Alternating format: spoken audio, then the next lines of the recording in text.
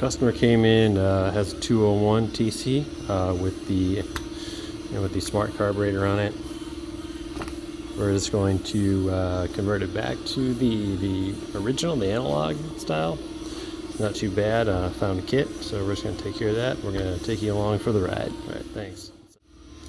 Yeah, if you ever get one of these saws, don't be afraid of them. You know, some people say, like, you know, they're a pain in the ass to work on, but, you know, a little bit of time, you know, they come right apart.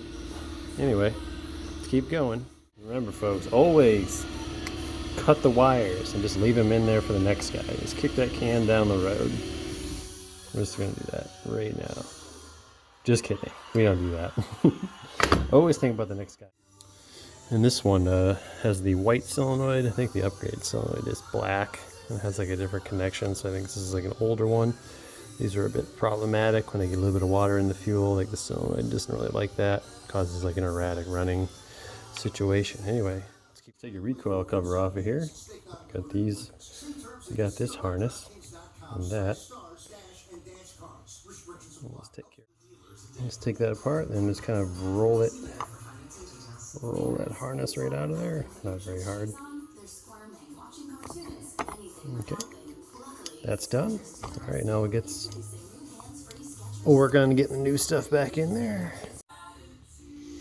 All right, now we just push all the vents out, fuel line, kind of push the intake right through there with your finger.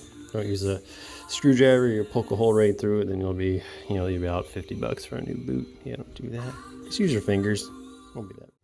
Right now, with that up, just lift this out of the way. Just kind of flop it to the side there, and just take this piece off. Showing your impulse line for the carburetor. So it doesn't look like it's in too bad of a shape. So let's keep. All right, I ordered this thing for the 201T, the service kit. That's the part number right there. So it comes with the flywheel, carburetor, and ignition coil. So that's the new coil, or coil. That's the flywheel. So put that on there, and all right. So you got this thing all apart. Now what do? You have this coil and some mystery wires. You got a yellow one. No one knows what yellow means. Why is that there? I don't know. But anyway, that's your ground for the circuit. You have a mystery red into your ground. So we're gonna clip the red, pull that out of there. No longer used for the solenoid control. And we're going to use this black wire, and we're going to make a spade connector, and we're going to put it right there. Not a big deal. If you're ever confused, you just get your multimeter, clip it, and just play with the kill switch, hook it up between the circuits, and look for infinite resistance right there. So just show you how to do that. All right, so you got this thing all apart, and what do? You got some wires in there. You got a black one, a red one, a yellow one. What's all this do? What's it do? Nobody knows. Anyway, not to worry. Use your multimeter, figure it out. You go between like your yellow, which is like the ground for the circuit. The red is the power for the solenoid, and the black is the ground for the kill. So that's it grounds the coil to itself. Shorting the system. Killing the saw, shutting it off, and you could just set your multimeter to ohms there.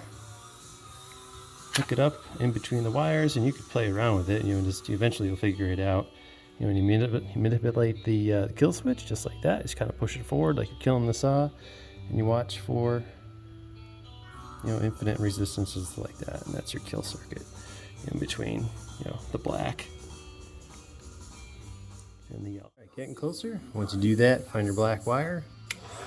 I'm just gonna use a heat shrink butt connector and tuck it in away nice. Just like that, heat it up for the goop shows, and okay, that's all back together.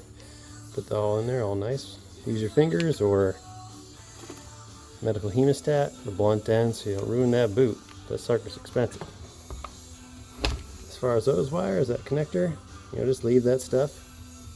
Seems to work without it. All right, here's the new carburetor. No solenoid, adjustment still on it. Comes with the new rod.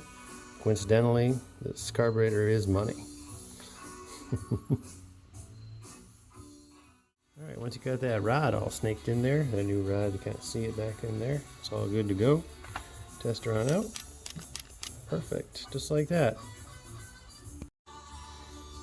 Alright, back over to the flywheel. I use a piece of shim stock. Set that guy at a 14 thousandths air gap and just you know, hand tighten them with the T-wrench. All back together, and I don't know, must be termites or something. Somehow we're gonna fix that.